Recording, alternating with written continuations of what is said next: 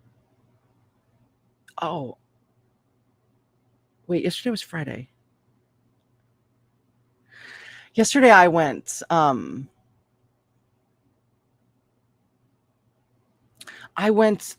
rock hounding, kind of. I mean, I found some tourmaline, but I also went my sister I used she got a metal detector. We went metal detecting. It was cool. Hey buddy, welcome in. Awesome. We found a bunch of pop tabs and a quarter. Dang, it was sure fun.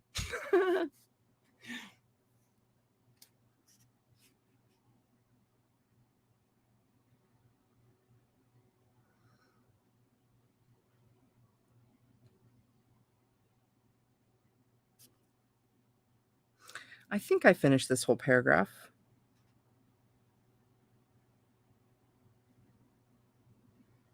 Yeah, the routine task thing. Okay. Yet the experimentation in visiting Locale 1 is extremely important, perhaps at the moment more so than anything else to be attempted. For only through evidential visits in Locale 1 can sufficient evidential data on the second body and the second state be obtained. Sufficient, that is, to bring about serious study by authoritative scientific groups for our time. Only through such concentrated and extensive study can a breakthrough of a revolutionary nature be obtained as regards the second body and applied to the basic knowledge of man. Anything less, and it will remain an unsolved enigma at best, and at worst, a ridiculed and unacceptable fantasy to both philosopher and scientist. For this reason, the recurring theme in the reports of experiments is get evidential data. Here, then, is a later experiment in Locale 1 performed in the EEG laboratory of a hospital on a major university campus. Experiment EEG 5, July 19th, 1966. Arrived at the hospital EEG lab at 9 p.m. after driving 70 miles from Richmond. No particular sense of fatigue. Sleepiness earlier in the day around 1 p.m., but no rest was taken. Active day from around 6:30 in the morning. By 9:30 in the evening, all electrodes had been attached by the technician, who was the only person present when I arrived. I reclined on a temporary cot in a semi-darkened room, using a pillow and sheet, no shirt, but retaining trousers. Experienced usual difficulty in getting head comfortable, especially the ear pressed against the pillow. As a side sleeper, it made no difference which side, each was equally uncomfortable due to the electrodes attached to my ears. After a semblance of ease, I attempted to relax naturally, but was unsuccessful. I went finally into the fractional relaxation pattern. Count up from number 1, associating each number with a body part, starting with the feet, fixing closed eyes in direction of body part as number, and mental command to relax were thought. Experienced usual mind drift at various points and forced attention back to relaxation technique. Went through entire sequence without complete relaxation. So I started again at the beginning. After about 45 minutes of this without attaining full relaxation, I decided to take a break, sat up halfway, and called to the technician. I sat up partially, smoked a cigarette, and talked with the technician for about 5 to 8 minutes, then decided to try again. After some time spent in attempting to ease ear electrode discomfort, concentrated on ear to numb it with partial success. Then went into fractional relaxation technique again. Halfway through the second time around in the pattern, let's try that. Halfway through the second time around in the pattern, the sense of warmth appeared with full consciousness, or so it seemed, remaining. I decided to try the rollout method, i.e., start to turn over gently, just as if you were turning over in bed using the physical body. I started to feel as if I were turning, and at first thought I truly was moving the physical body. I felt myself roll off the edge of the cot and braced for the fall to the floor. When I didn't hit immediately, I knew that I had separated. I moved away from the physical and through a darkened area, then came upon two men and a woman. The seeing wasn't too good, but I got better as I came closer. The woman, tall, dark-haired, in her 40s, was sitting on a love seat or couch, seated to the right seated to the right of her was one man. In front of her, and slightly to her left, was the second man. They all were strangers to me and were in conversation which I could not hear. I tried to get their attention, but could not. Finally, I reached over and pinched the woman, very gently, on her left side, just below the rib cage. It seemed to get a reaction, but still no communication. I decided to return to the physical for orientation and start again. Back into the physical was achieved simply by thought of return. Opened physical eyes, all was fine. Swallowed to wet my dry throat, closed my eyes, let the warmth surge up, then used the same rollout technique. This time, I let myself float to the floor beside the cot. I fell slowly and could feel myself pressing through the various EEG wires on the way down. I touched the floor lightly and then could see the light coming through the open doorway to the outer EEG rooms. Carefully, to keep local, I went under the cot, keeping in slight touch with the floor, and floating in a horizontal position, fingertips touching the floor to keep in position. I went slowly through the doorway. I was looking for the technician, but could not find her. She was not in the room to the right, control console room, and I went out into the brightly lighted outer room.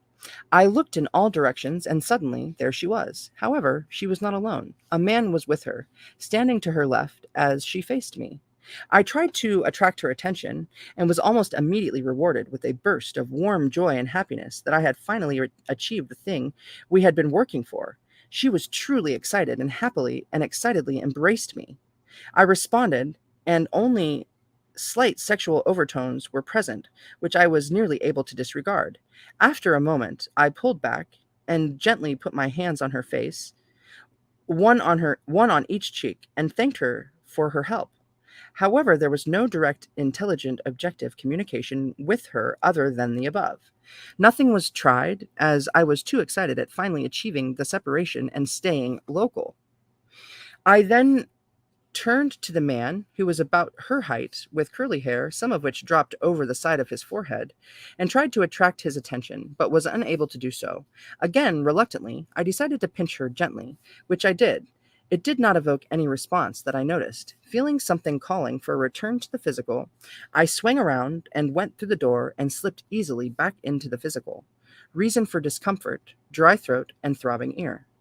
After checking in to see that the integration was complete, that I felt normal in all parts of the body, I opened my eyes, sat up, and called to the technician. She came in, and I told her that I had made it finally, and that I had seen her, however, with a man.